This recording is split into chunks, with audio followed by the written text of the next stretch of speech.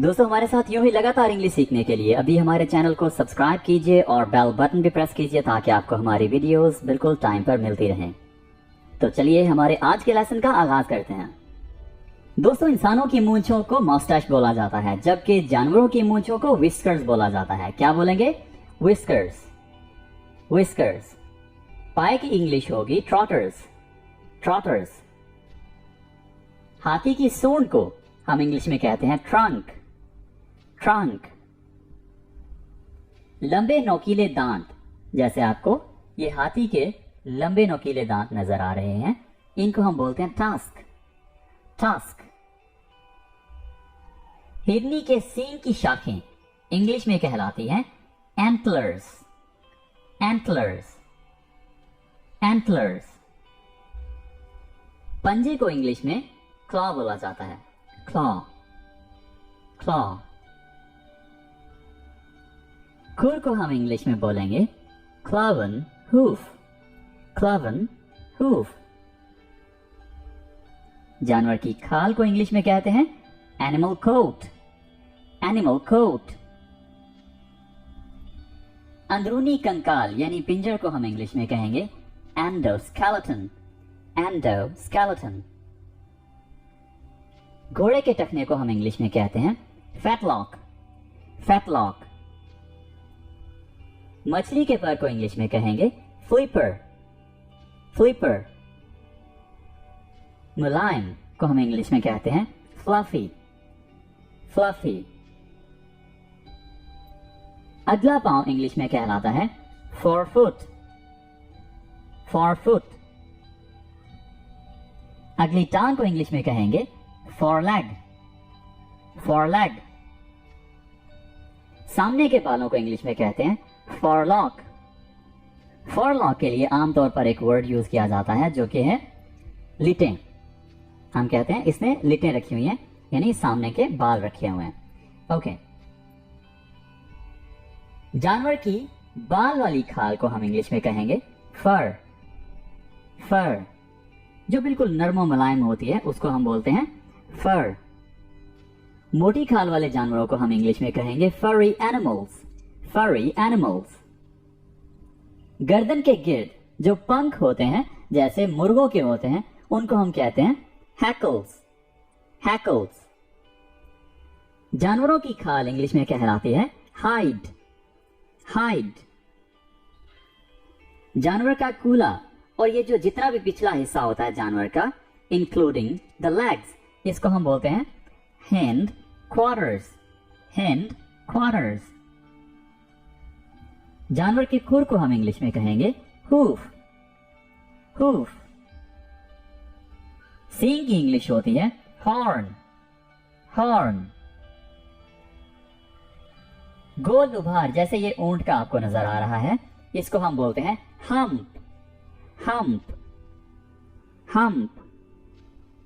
जबड़े की इंग्लिश होगी जॉ, जॉ। झुके हुए कानों को हम इंग्लिश में कहते हैं lop years, lop years, lop years. जानवर की गर्दन के गिर्द जो बाल होते हैं उनको हम बोलते हैं मैन, मैन। जैसे लायन के हैं। दोस्तों ये लाइन नहीं होता, इसको आप बोलिए लायन, लायन। मुंह का ये वाला जो अगला हिस्सा है इसको हम बोलते हैं मज़ल, मज़ल, मज़ल। पांव को इंग्लिश में कहते हैं पैड, पैड। जानवरों के पांव को यानी ये जो नीचे आपको नजर आ रहा है इसको हम इंग्लिश में कहते हैं पैड, पैड। कैंगरू की ये वाली जो थैली है इसको हम कहते हैं पाउच, पाउच। स्केल जैसे सांप की जो सबसे ऊपर वाली तह है उसको हम बोलते हैं छिलका, तो उसकी इंग्लिश क्या होगी? Scale, scale. खोल की इंग्लिश होगी शेल, शेल।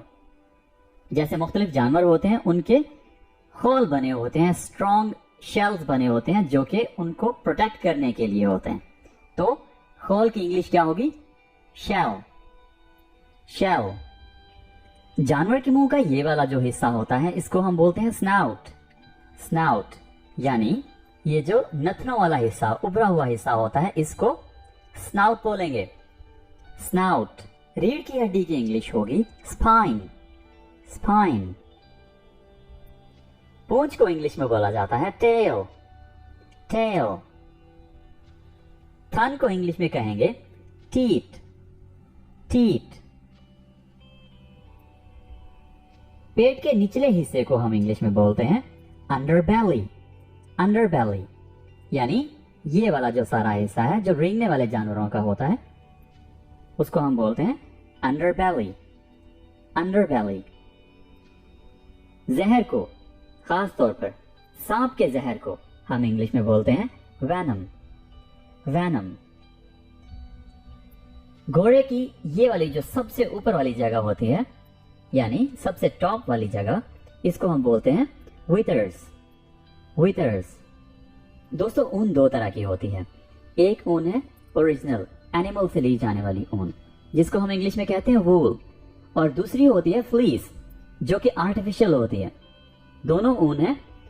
एक फ्लीस के कोट बनाए जाते हैं, जैकेट्स बनाई जाती हैं, और वूल के भी कोट जैकेट्स वगैरह बनाए जाते हैं। ओके तो दोस्तों ये थी हमारी वीडियो पार्ट्स ऑफ एनिमल्स पर। आई होप आपको ये वीडियो काफी अच्छी लगी होगी और काफी कुछ सीखने को मिला होगा आपको। ये वीडियो चंद मिनट्स की थी लेकिन इसमें आपने काफी कुछ सीख लिया, काफी सारे वर्ड सीख लिए। हमने इस पर काफी ज्यादा रिसर्च की है और बहुत मेहनत से आपके लिए ये वीडियो बनाई है। दोस्तों तक जरूर पहुंचाइए, दोस्तों के साथ जरूर शेयर कीजिए, उन दोस्तों के साथ खास तौर पर जो इंग्लिश लर्निंग करना चाह रहे हैं, जो इंग्लिश सीखना चाहते हैं। So thank you very much for watching this video. We'll be talking in our next video very soon. Take care. Bye for now.